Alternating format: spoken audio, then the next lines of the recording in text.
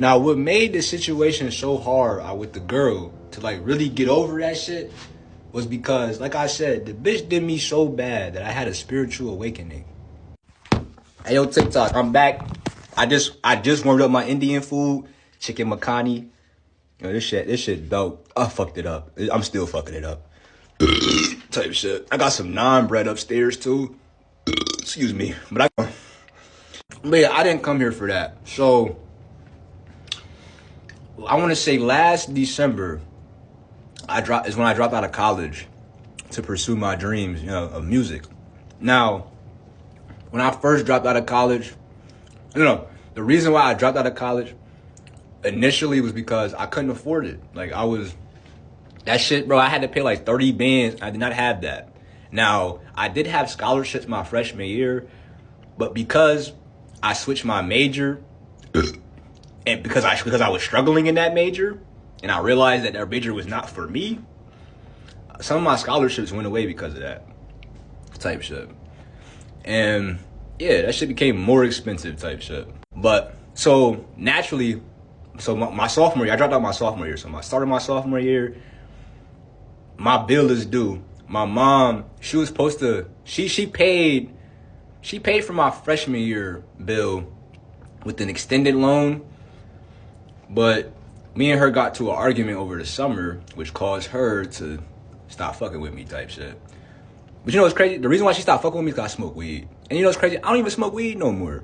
Well, I'm taking a break from weed. I'm not gonna say, I'm not a quitter. But yeah, I'm on a tea break. An indefinite tea break. But she stopped fucking with me, like for real. Like she basically tried to shun me for smoking weed, even though she's been doing that my whole life. But that's another video. That's a trauma dumping video. You know what I'm saying? Now, in the midst of that, you can tell. You know what I'm saying? In the midst of this shit, you could tell like that probably did a lot to me mentally, especially being in college. You know what I'm saying? Being a black male with this hefty ass bill around all these uppity ass white folks and shit. You know what I'm saying? That I ain't gotta worry about a bill for real, cause they got a trust fund and shit, right? You can imagine. But I kept my cool though. You know what I'm saying? Cause I'm a cool ass nigga. But mentally, it was a fucking battle. And the only thing that I had was marijuana and music. Now,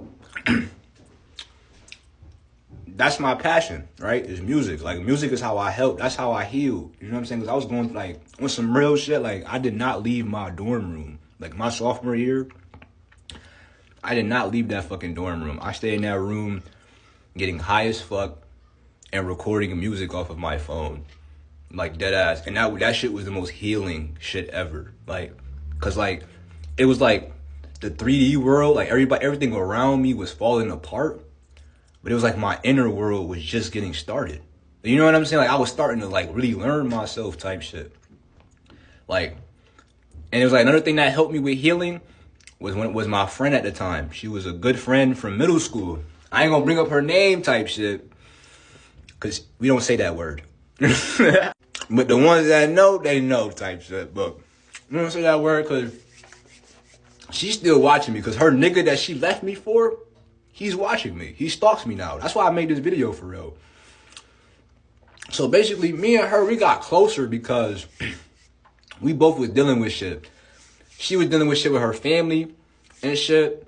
I ain't gonna put her business out there, even though I could. I'm not gonna do that. But like, she was dealing with shit with her family. I was dealing with shit with my family. So like, and we were the only ones that had like real depth to us, like as far as our problems and shit. So whenever we talked about our problems, it wasn't just trauma dumping. Like, it was like a real friend. You know what I'm saying? Type shit. She the one that introduced me to healing and shit. Because, you know, I am a nigga. No nigga know anything about emotional intelligence. This bitch was teaching me emotional intelligence. Now, I don't think she realized that, but she was. I was always been a quiet nigga. Only time I really was loud for real is if I was freestyling or if I cracked a joke. If it wasn't a joke or about rapping, I was silent as a mouse, I guess you want to say, right? It was always quiet type shit. So this bitch was teaching me how to heal myself. And naturally, bro, I started to fall in love with that bitch. And she started to fall in love with me too. But then, well, that's what I thought type shit. So I got ghosted. Surprise. But yeah, the bitch ghosted me and shit. That shit hurt me for a while because the bitch gaslit me about it too. And then I left her alone. You feel me? Then I went on another journey because I dropped out of school. That's when I officially left school. And that's when I had to go on a real healing journey. Had to really find myself, like, in the real world. Like, start working and shit. Like, bro, like over the last year, excuse me. Over the last year, this has really been like a big transformation. Like, not just physically, but spiritually. Like, I am not the same nigga. Damn. I am not the same nigga last year. I'm not the same nigga from last week. And I feel like throughout this whole journey, even though me and her have not been in contact, she's been in contact with me as far as viewing me. Like, I don't know if she noticed, but I know she stalks me on Instagram. Because, like, when I blocked her, you know when you block somebody on Instagram, the fake accounts pop up? Like, if they got other accounts associated with the account you blocked, it's going to pop up behind a little profile picture. So mad fake porn accounts was behind her shit. And then whenever I post on Instagram and I scroll all the way down to the little fake spam porn accounts, I click on one and then her account will pop up in the suggested type shit. Every single time. Every fucking time. Another reason why I know she was stalking me type shit is because all her homegirls literally clock my shit every time I post. You know what I'm saying? But I didn't really give a fuck about that because like that shit was low-key fueling my ego. I'm not going to lie to you. At that time, I still was in my lower self as far as not having self-respect. That's, you know what I'm saying? Because like on some real shit, that situation with her, that shit taught me self-respect. Niggas naturally don't have self-respect. So when you come across a nigga that has self-respect, just know that shit was learned. Like he physically taught that shit himself. Unless he had a fucking dad. You know what I'm saying? My pops, he wasn't really around like that. He had other shit going on. You know what I'm saying? But I had to learn self-respect. I had to teach myself self-respect type shit. Because my narcissistic mother, she wasn't going for that. You know what I'm saying? That's why me and her, you know what I'm saying? Because like I said, that's another video. That's a trauma dumping video. Right? She did me so bad that I had a spiritual fucking awakening. But like, before she did me bad, bro, I started experiencing shit I've never experienced before. Like I don't know. Like there's more to the world than what we see type shit. Like I know that now because of the shit. Like it's weird. I don't want to sound, you know what I'm saying? Like it's weird type shit. Like every time, like it was some real shit though. Like before me and her, cause you know when you on college campus and shit, and you just happen to see somebody you know just walking like randomly, like I just crossed paths. Before me and her would randomly cross paths with each other, it's like my brain would tell me I'm gonna see her. Like I would instantly get a thought of her, and like 5 seconds later, she's right there. Like, and you know what's crazy? And you probably thinking like, oh, that could be a soul tie. Like, nah, me and her ain't never do nothing. That was another reason why I really was fucking with shorty. I ain't even want to crack. Like on some real shit, I ain't even want to crack. Like I did not look like, I did not look at her in that light.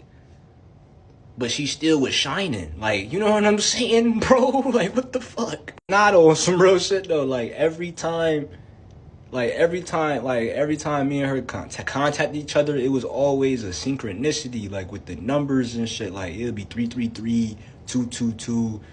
Like I said, like, when that first was going on, though, I was like, oh, that's just coincidence type shit. You know what I'm saying? But, like, after that, I done dealt with other hoes type shit. On some real shit, I done dealt with other girls. They not hoes, they're women. I dealt with other women type shit. And it wasn't that. You know what I'm saying? It wasn't that on some shit. Now, I'm not really dwelling on that, but I'm saying the intensity as far as I used to feel like a heat. Whenever me and her was like right here, my gut was like on fire. But not in like a bubble gut way. It was like a warm, like, I can't explain it, bro. Like, I was feeling shit I never felt before about another human being, bro.